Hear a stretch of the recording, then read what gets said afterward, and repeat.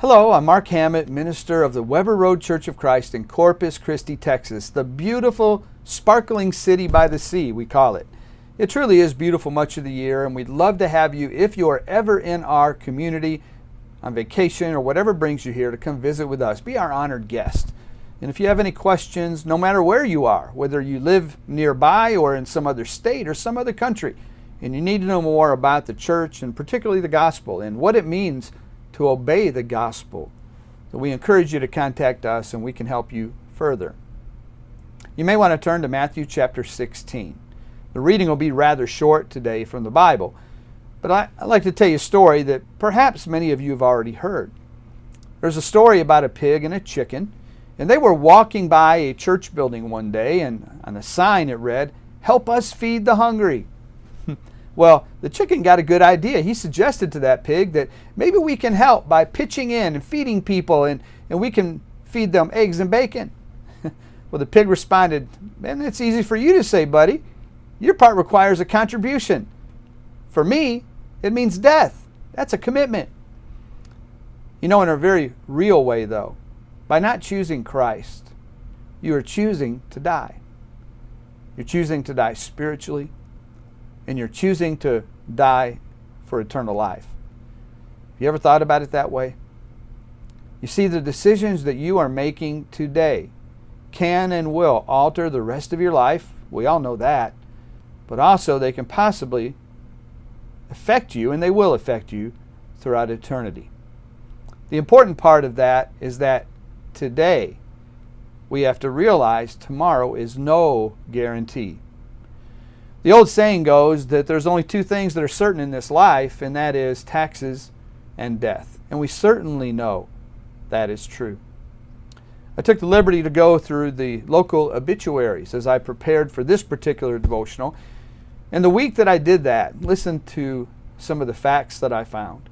In the obituaries that week, there was a 61-year-old Army veteran, a 64-year-old former government agent, an 86-year-old former educator, an 81-year-old restaurant owner, a 29-year-old father of three, a 47-year-old man who loved to cook and loved his family.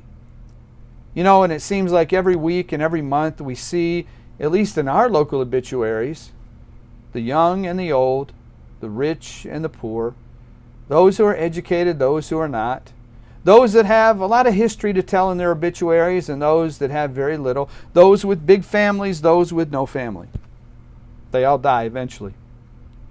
We have young people that we thought probably had a long life to live upon this earth, but through an accident or a criminal act or something unforeseen, they lose their life. And then we have those who perhaps they knew that death was coming soon because of an illness they had, or maybe they had reached an age where they knew that that day would eventually come because they had lived a long and perhaps fruitful life upon this earth. But realize that in those obituaries, how many of those individuals had plans for tomorrow. They had family vacations that they had planned to take. They had holidays that they wanted to share with their loved ones. They had friends that were planning for tomorrow. But for them, on this earth at least, tomorrow never came. I don't want to get you down and out in this devotional, but I do want you to think seriously about your life and your relationship with God. It's important that we be right with God. And especially during this trying times when the world faces a huge pandemic and there are many churches that are closing their doors, it's easy to drift away from God. It's easy to say, you know, I don't have time for that, or I can't worship God, or I can't learn about God. I can't read from His Word. I can't draw closer to God for some reason. But there's no excuse for not drawing closer to God. No matter who you are, no matter where you are, you can do so. And if we can help you here at Weber Road, we'd love to be able to do just that. And if you're able, and if your health allows particularly, I would encourage you to look for a good, sound, faithful congregation of the Lord's church. And there are churches of Christ throughout this world. And if we can help you in that matter, we'd love to be able to do so. And again, if you live in our community, we hope that you'll visit with us and check us out, investigate us further. You may want to turn to Matthew chapter 16. We're going to read just a few verses here. In 2 Corinthians chapter 6, verse 2, the Apostle Paul said, I tell you, now is the time of God's favor. Now is the day of salvation. Take advantage of today while you still have it. Let's go ahead and read from Matthew chapter 16, verses 24. And we're only going to read to verse 26.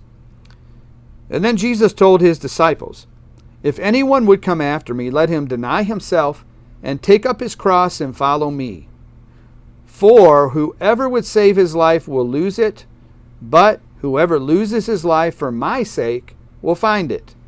For what will it profit a man if he gains the whole world and forfeits his soul? Or what shall a man give in return for his soul? Those are sobering words. And if you take them seriously and listen to what Jesus said, it should make you think about your own soul and where you place your priorities. Place your priorities with God as number one. Again, if we can help you in any way, we'd love to be able to do so. And may the Lord bless you richly as you seek to follow His will.